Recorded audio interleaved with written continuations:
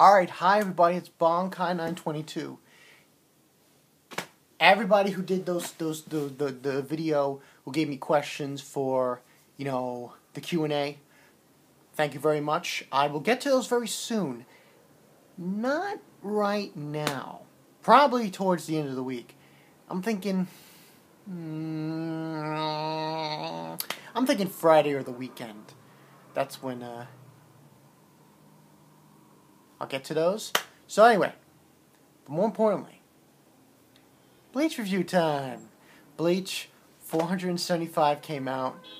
This was called Shades of Bonds. The beginning of this chapter actually doesn't take place inside the dimension where Ichigo is and Ginjao and Uryu. It takes place with Rukia waking up.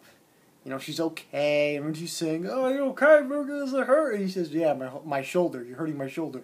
And then you get this scene with the captains, and they're not doing anything at all. At all. They're doing nothing. They're just standing there. And Rukia's like, "Oh, why aren't they doing anything? Why can't?" And then Yukio's like, "I thought it'd make me repeat myself. No one could do anything with it to the thing, to the dimension. You can't destroy it." So, with that said, what happens? It gets destroyed from the inside out. And Rukia was like saying, what are they waiting for? And it's just a big explosion. Bang! Big huge time explosion. And we see Ichigo's bankai. Let me assure everyone, that looked very fierce. No, the one pros of this chapter was Ichigo's and someone else's bankai, and you'll explain when I. That's one of the pros I think in this chapter, and that kind of sounds kind of stupid to say, but it's the truth. To me personally, I think that's a big time pro. But anyway,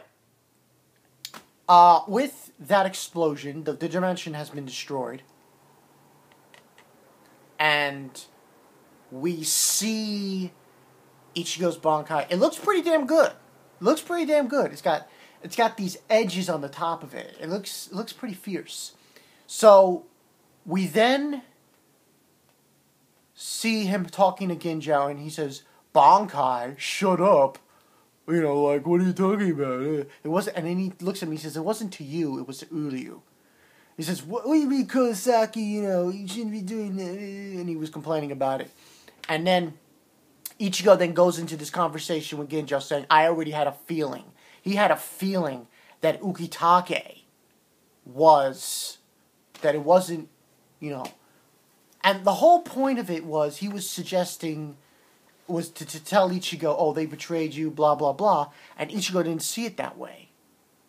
See, in his conversation with Ginjao, he's basically telling him, if Ukitake had made a fool out of me, then it would have been a different story. But because he made me realize this, I then had to make a choice. That's what was Ichigo's idea of it.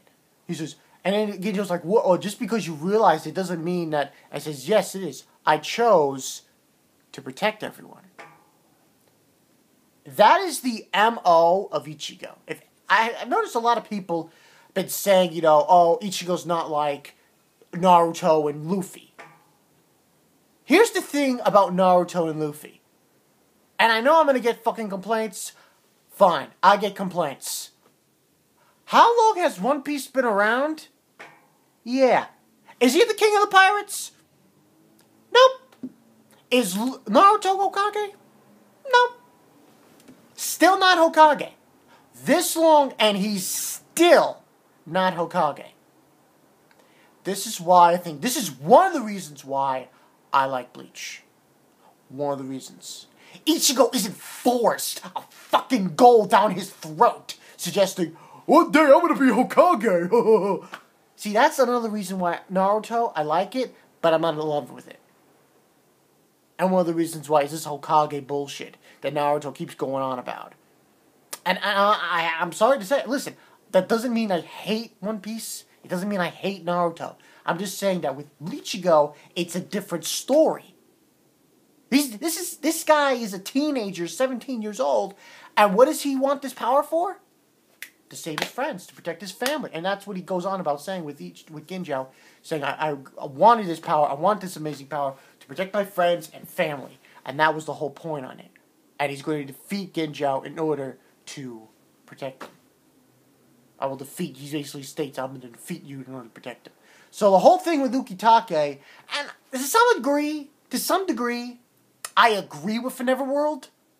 It was disappointing, but you know something's going to happen. You know when this whole thing is said and done, and we go into the deeper part, the villain will show its head. We will see the truth behind all this. But after that whole speech, and then Ginjo's like, oh, I really didn't want to have to kill you. So then he does bankai, and we get to see his bankai. Now we know it's not his own, it's Ichigo's, but he looks pretty weird looking. He looked very strange. He was like, his face was white. His face was white with like a black mark on it. His hair was white and he had like a white fur thing. He looked so weird. It was almost as if he was the complete. He almost looked like Ichigo's hollow self in a way. And tell me what you guys think about that. In a way, he looked almost like Ichigo's hollow self. But that was basically it. That's how and pretty much that's the end of the chapter. And that's what happens. Okay, pros and cons. The pro, I'm sorry for Neverworld, but I disagree with you on the whole explosion thing. I thought that kicked ass. I'm sorry, but I really liked that explosion. That was, I think that was epicness. It's kind of strange in a way. I'm like, how can Ichigo destroy it and the captains can? Well, maybe they knew they could, but just didn't want to. But I thought that was a big pro, the explosion. The other pro in this, Ichigo's bankai, and definitely Ginjo's. I like the way he looks when he got transformed. Looked pretty cool. Those are the two pros. The cons? Okay, I'll tell you what really... I'm not going to be too much on the Ukitake isn't the main villain kind of thing, because I knew he wasn't going to be a main villain. I had a feeling it wasn't going to happen now. But what I am conning about, I don't know, it's just... Why... It just seemed like... you know what it was? You know what was a big con in this chapter? I'll come out and say it. Not enough action. I would say not enough action. And I think that it was too short. Too short, not enough action. Those two cons. You could take what you want from the whole thing with Ichigo. Saying, I'm not going to say. Oh, the whole thing about him with his protecting. You could say it's a con or you could say it's a pro. His explanation with Ukitake. But I consider it a pro.